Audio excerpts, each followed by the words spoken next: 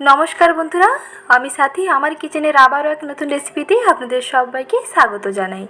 আজকের রেসিপিতে আমি বানিয়ে দেখাবো ধোকার ডালনা। এইভাবে ধোকার ডালনা বানালে একটাও ধোকা দেখবেন ভাঙবে না, আর টেস্ট হবে একেবারে দুর্দান্ত।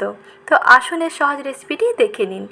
চেষ্টা করলাম বেশ কিছু টিপস শেয়ার করতে। রেসিপিটি দেখতে থাকুন, আশা করি খুবই ভালো লাগবে। প্রথমেই দেখুন এখানে নিয়েছি ছোলার ডাল। ছোলার ডালগুলোকে প্রায় 7 থেকে 8 ঘন্টা ভিজিয়ে রাখতে হবে, তাহলে ডালগুলো দেখবেন আগের থেকে অনেক ফুলে যাবে এবং নরম হয়ে যাবে। এখন এই ডালগুলোকে একটি মিক্সার গ্রাইন্ডারে নিয়ে বেটে নিচ্ছি। প্রথমে জল ঝরানো ডালগুলো দিয়ে দিলাম আর অল্প একটু জলও দিয়ে দিলাম, দিয়ে সব কিছুকে একসঙ্গে ভালো করে মিশিয়ে বেটে নিচ্ছি।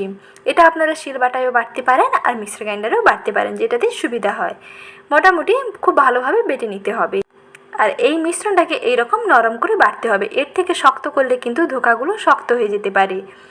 বেটে নেওয়া ছোলার ডাল এখন আমি একটি বাটির মধ্যে নিয়ে নিচ্ছি। এর সঙ্গে কিছু উপকরণ মিশিয়ে দেব। কিছু মশলা মিশিয়ে দিলে এর টেস্ট দেখবেন দুর্দান্ত হবে।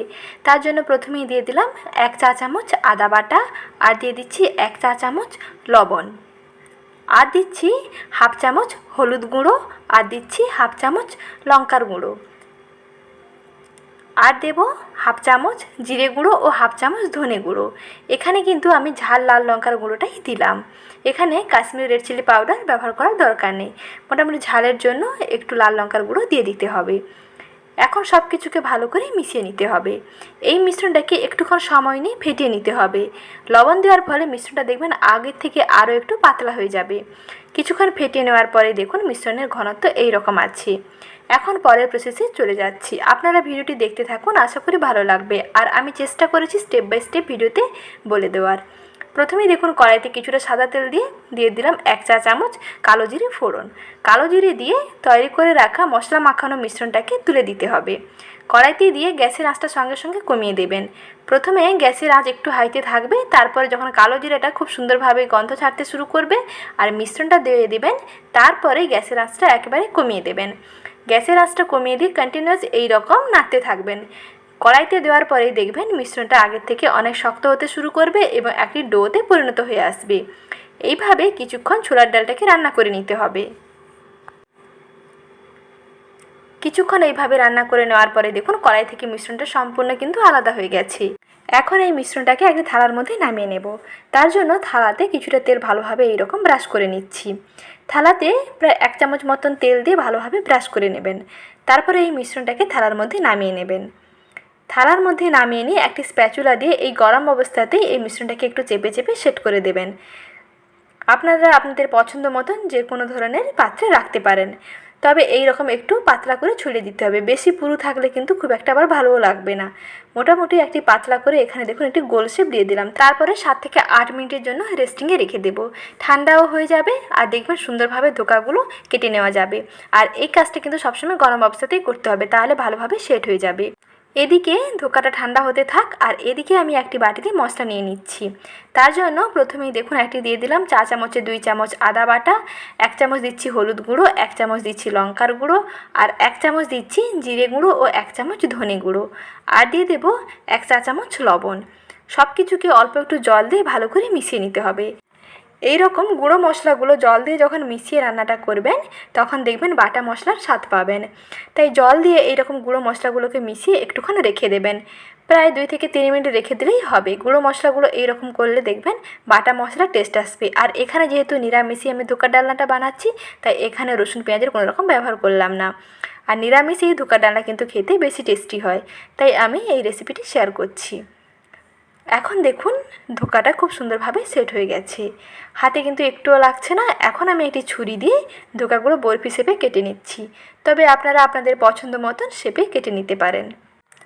বন্ধুরা, আমার এই রেসিপি যদি ভালো লেগে থাকে তাহলে ভিডিওটিতে প্লিজ একটি লাইক করে দেওয়ার অনুরোধ থাকলো। আপনাদের একটি লাইক আমাদেরকে অনেক মোটিভেট করে নতুন ভিডিও বানাতে। তাহলে বন্ধুরা দেরি না করে ঝটপট ভিডিওটিতে একটি লাইক করে দিন এবং চ্যানেলে নতুন দর্শক বন্ধু হয়ে থাকলে চ্যানেলটিকে সাবস্ক্রাইব করে দিন। প্রতিদিন এরকম নতুন নতুন রেসিপিগুলো সময় মতন পেয়ে যাবেন। পাশে থাকা বেল আইকনে অল বাটনটি প্রেস করে রাখুন। দেখুন দেখতে দেখতে ধোকাগুলো আমি কেটেই নিলাম। দেখতে কতটা সুন্দর হয়েছে, ধোকাগুলো একেবারে পারফেক্ট হয়েছে। এইভাবে আপনারা ধোকাগুলো বানিয়ে নর্মাল ফ্রিজে স্টোর করে রাখতে পারেন। যখনই ভেজে খাওয়ার ইচ্ছা হবে নর্মালি আপনারা ভেজে খেতে পারবেন, চায়ের সঙ্গেও দারুণ লাগবে। আর না হলে যখনই কোনো রেসিপি তরকারি বানাতে ইচ্ছে করবে তাহলে নিরামিষে এইরকম ধোকাগুলো দিয়ে বানিয়ে ফেলতে পারেন। হাতে সময় কম থাকলে চটজলদি এইভাবে রেসিপিটি ট্রাই করতে পারেন। একদিন বেশি করে এরকম ধোকাগুলো বানিয়ে নর্মাল ফ্রিজে সংরক্ষণ করে রাখুন, যখনই মন চাইবে তখনই রান্না করে খেতে পারবেন। এখন এই ধোকাগুলোকে ভেজে নিতে হবে। ভাজার জন্য বেশি পরিমাণে তেলেরও প্রয়োজন নেই, মোটামুটি অল্প তেলেই ভেজে নেওয়া যাবে। এখানে আমি 2 থেকে 3 টেবিল চামচ সাদা তেল দিয়ে দিলাম। তারপরে এক এক করে ধোকাগুলোকে কড়াই দিয়ে তুলে দিচ্ছি। প্রথমে একটি সাইড হওয়া পর্যন্ত অপেক্ষা করবেন, একটি সাইড হয়ে গেলে অপর সাইডটাকে উল্টে দেবেন। এইভাবে ওপর নিচে করে লাল করে ভেজে তুলে নিতে হবে। ধোকাগুলো দেখুন একটাও কিন্তু ভেঙে যায়নি। আর সাবধানবশত একটু ভেজে নেবেন, ভাজার সময় এগুলো কিন্তু আগে থেকে অনেকটা খাস্তা হয়ে যায়, তাই একটু সাবধানবশত ভেজে নিয়ে তুলে নিতে হবে। এভাবে উল্টে পাল্টে ভেজে নিচ্ছি। কিছুক্ষণ ভেজে নেওয়ার পরেই দেখবেন কালারটা সম্পূর্ণ চেঞ্জ হয়ে যাবে। দেখুন বন্ধুরা, কালারটা কিন্তু চেঞ্জ হয়ে গেছে। এর থেকে বেশি লাল করে ভাজবো না। এখন মূল রান্নাতে চলে যাচ্ছি।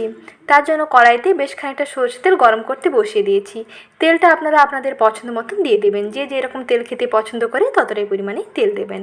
তেলের মধ্যে প্রথমে দিয়ে দিচ্ছি কয়েকটা তেজপাতা ফোড়ন। তেজপাতাগুলোকে এরকম কেটে নেবেন, তাহলে কিন্তু ফ্লেভারটা বেশি আসে। আর দিয়ে দিলাম 1 চা চামচের মতন কালো জিরে। কালো জিরে দিয়েই তারপরে তৈরি করে রাখা জলে গোলানো মশলাটা এরকম দিয়ে দিতে হবে। এখন সব কিছুকে একসঙ্গে খুব ভালো করে মিশিয়ে নিচ্ছি। গ্যাসের আঁচটা একেবারে কমিয়ে দেবেন, যেহেতু তেলটা ভালোভাবে গরম হয়ে আছে আর মশলার মধ্যে জল মেশানো ছিল, তাই প্রথমে কিন্তু এই রকম একটু ছিটাতে পারে। তাই গ্যাসের আঁচটা একেবারে কমিয়ে দেবেন আর কন্টিনিউয়াস এইরকম হাতাড়ি দিয়ে নাড়তে থাকবেন। নাড়তে নাড়তে দেখবেন মশলা থেকে খুব সুন্দরভাবে তেল রিলিজ করতে শুরু করে দেবে। মশলা থেকে যখন তেলটা সম্পূর্ণ ছেড়ে যাবে এবং মশলার যে কাঁচা গন্ধটা একেবারে চলে যাবে, তখন বুঝতে পারবেন যে মশলা সম্পূর্ণ কষানো হয়ে গেছে। এইভাবে জলে গুলিয়ে মশলা দিয়ে যখন নিরামিষ রান্নাটা করবেন, দেখবেন টেস্ট কিন্তু খুবই দুর্দান্ত হয়। আমার এই সহজ রেসিপিটি আপনারা বাড়িতে একবার হলেও ট্রাই করুন, দারুণ লাগবে। কিছুক্ষণ মশলা কষিয়ে নেওয়ার পরে যখন তেলটা সম্পূর্ণ ছেড়ে গেছে, তখন মশলার উপরে দেখুন দিয়ে দিলাম পরিমাণ মতন জল। গ্রেভি যে যতটা রাখবে ততটা পরিমাণে জল এখানে অ্যাড করবেন। তবে প্রথমে জলটা একটু বেশি পরিমাণে দিতে হবে, যেহেতু ধোকাগুলো একটু রান্না করতে সময় লাগবে আর ধোকাটা কিন্তু দেওয়ার পরে জলটা অনেকটা টেনে নেবে, তাই প্রথমে একটু জলটা বেশি দিয়ে রাখবেন। যখন এই রকম গ্রেভিটা ফুটতে শুরু করবে তখন ভেজে নেওয়া ধোকাগুলোকে দিয়ে দেবেন। ভেজে নেওয়া ধোকাগুলো দিয়ে দেওয়ার পরে বেশিক্ষণ কিন্তু ফোটাবেন না, ধোকা কিন্তু একেবারে নরম হয়ে ভেঙে যেতে পারে। এই টিপসগুলো খেয়াল করবেন। এখন সবশেষে দিয়ে দিচ্ছি স্বাদ মতন চিনি। অল্প একটু চিনি দিলে রান্নাটা কিন্তু খুব একটা মিষ্টি হবে না, তবে রান্নার মধ্যে নুন ও চিনির ব্যালেন্সটা খুব সুন্দর চলে আসবে। দেখুন গ্রেভিটা অনেকটাই টেনে এসছে। এখন গ্যাসের আঁচটা বন্ধ করে দিচ্ছি। সবশেষে অল্প একটু গরম মশলাগুলো ছড়িয়ে দেবেন। গরম মশলাগুলো ছড়িয়ে দিয়ে রান্নাটাকে 5 মিনিট পর্যন্ত স্ট্যান্ডিং টাইমে রেখে দেবেন। তারপরে সার্ভ করুন, দেখবেন দুর্দান্ত লাগবে। ভাত কিংবা রুটিতে একাই 100। রেসিপিটি ঝটপট ট্রাই করুন আর ভালো লেগে থাকলে লাইক শেয়ার কমেন্ট করতে একেবারেই ভুলবেন না। ভালো থাকবেন, দেখা হচ্ছে নেক্সট ভিডিওতে।